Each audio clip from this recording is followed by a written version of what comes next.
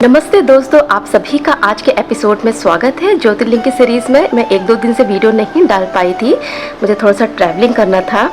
तो दोस्तों आज हम बात करते, अभी तक हम 6 ज्योतिर्लिंग की बात कर चुके हैं। तो आज हम बात करेंगे विश्वेश्वर ज्योतिर्लिंग के बारे में। बड़ा फेमस है और उत्तर प्रदेश में वाराणसी में गंगा नदी के पश्चिमी तट पर है। वाराणसी जिसको बनारस कहते हैं, प्राचीन काल में इसी को ही काशी कहते थे। तो ये बनारस में विश्वनाथ गली में स्थित है और भगवान शिव के 12 ज्योतिर्लिंग मंदिरों में से एक है। विश्वनाथ, काशी विश्वनाथ मंदिर बोलते हैं। पिछले काफ़ी सालों से दोस्तों ये गंगा नदी के पश्चिमी तट पर ही स्थित है और इसे क्या कहते हैं, विश्वनाथ विश्वेश्वर के नाम से जाना जाता है, जिसका सिंबॉलिक अर्थ होता है ब्रह्मांड के भगवान। तो ऐसा बोला जाता है कि सदियों से काशी विश्वनाथ मंदिर का संचालन काशी के जो नरेश हैं वो लोग कर रहे हैं। इसकी स्टोरी भी थोड़ा सा और नीचे आएंगे दोस्तों। इस मंदिर में दर्शन करने के लिए दोस्तों आदि शंकराचार्य, संत एकनाथ जी, गोस्वामी तुलसीदास जी भी आए हैं यहीं पर। दोस्तों संत एकनाथ जी ने, मैं कभी इन लोगों की स्टोरी, इन लोगों की बायोग्राफीज लेकर ज़रूर आऊँगी। इन्होंने वारकरी संप्रदाय का महान ग्रंथ लिखा था और महाशिवरात्रि वाले दिन मध्यरात्रि में प्रमुख मंदिरों से इसकी यात्रा निकाली जाती है।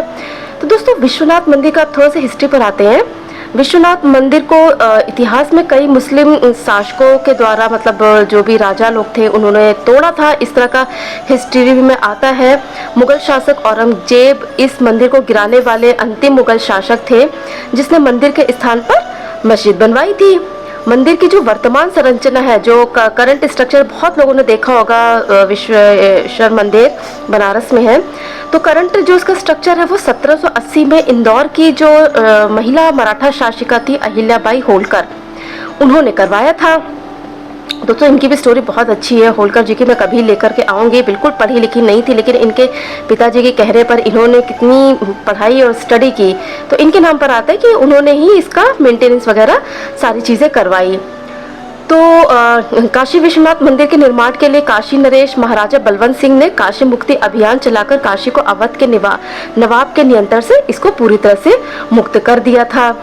तो दोस्तों ये था काशी विश्वनाथ मंदिर के बारे में। बहुत ही प्यारा मंदिर बना हुआ है, सिटीज़ में है। यह मंदिर भगवान शिव और माता पार्वती जी का स्थान है। एक स्टोरी और है दोस्तों, लेकिन मैं उसे लाना नहीं चाह रही हूँ। मुझे नहीं पता वो कितनी सही है कितनी नहीं सही है, कि देवी पार्वती जी अपने पिता के घर रह रही थी जहाँ उन्हें अच्छा नहीं लग रहा था। देवी पार्वती जी ने एक दिन भगवान शिव से उन्हें अपने घर ले जाने के लिए कहा। भगवान शिव ने देवी पार्वती जी की बात ना मानकर उन्हें काशी लेकर आ गए। यहाँ फिर यहाँ पर वो विश्वनाथ ज्योतिर्लिंग के रूप में उन्होंने खुद को प्रकट कर लिया। तो दोस्तों ये थी विश्वनाथ ज्योतिर्लिंग के बारे में। आप लोग गए हैं, आप लोग मेरे को मैसेज कर सकते हैं। मैं तो यूपी में रह करके नहीं जा पाई हूँ, लेकिन मेरी ड्रीम लिस्ट में है, प्लेस लिस्ट में है कि मैं यहाँ पे ज़रूर जाऊँगी। तो दोस्तों अब बात करते हैं त्र्यंबकेश्वर ज्योतिर्लिंग के बारे में। बड़ा प्यारा सा नाम है ना ज्योतिर्लिंग का, त्र्यंबकेश्वर। तो दोस्तों त्र्यंबकेश्वर ज्योतिर्लिंग महाराष्ट्र प्रांत के नासिक जिले में त्र्यंबक गाँव में है। मेरी एक फ्रेंड है भी, वो कुछ साल पहले वो गई थी। तो दोस्तों ये गोदावरी नदी के किनारे काले पत्थरों से बना हुआ है। इस मंदिर के अंदर जो पंचकोशी एरिया होता है, वहाँ पे काल सर्प शांति और नारायण नागबली जी की पूजा की जाती है। कई तरह की पूजा की जाती है। उन्होंने मेरे को ये बात बताई भी थी। तो दोस्तों त्र्यंबकेश्वर का मतलब होता है कि तीन, मतलब ब्रह्मा विष्णु महेश, तो तीनों ही दोस्तों यहाँ पर विराजित है। इसकी विशेषता ही यही है कि ब्रह्मा विष्णु महेश इन तीनों के लिंग के ज्योतिर्लिंग के रूप में विराजित है। हर जगह तो केवल शिव जी है, लेकिन ये एक ऐसा है जहाँ पर तीनों लोग लिंग के रूप में विराजमान है। और जो दोस्तों मंदिर की जो स्थापना भी हुई है बड़े अलग तरीके से हुई है।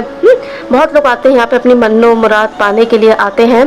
तो दोस्तों इस प्राचीन मंदिर का जो पुनर्निर्माण हुआ था वो किया था तीसरे पेशवा बालाजी अर्थात नाना शाह पेशवा ने करवाया था।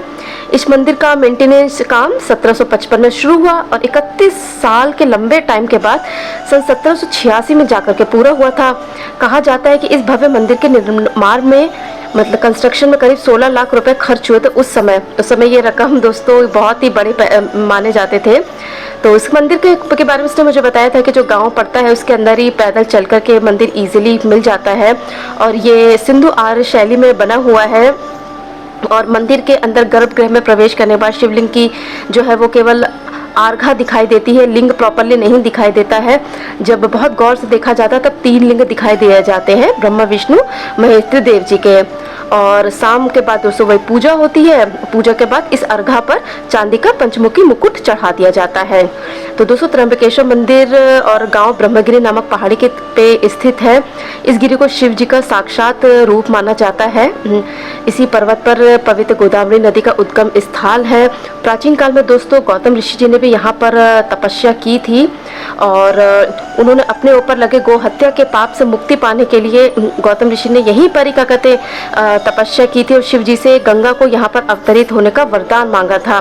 तो गंगा जी ने बोला था जब शिव जी यहाँ विराजमान होंगे तभी मैं यहाँ आऊँगी। तो दोस्तों शिव जी यहाँ पर इसी फिर ज्योतिर्लिंग के फॉर्म में यहाँ पर प्रकट होते हैं। तो दोस्तों ये थी पौराणिक कथाएं जो कि शिव पुराण से ही आती हैं, सारी कथाएं आती हैं। तो ये आज था 2 ज्योतिर्लिंग के बारे में। आप में से कोई गया हो तो मुझे कमेंट कीजिए, मेरी भी ड्रीम लिस्ट में है। आई विश कि मैं भी इन दोनों ज्योतिर्लिंग ज़रूर जाऊं और आपके सामने लाइव वीडियोस बनाऊं। तो दोस्तों आज हम इस वीडियो को यहीं पर ही ख़त्म करेंगे। तब तक के लिए हर हर महादेव।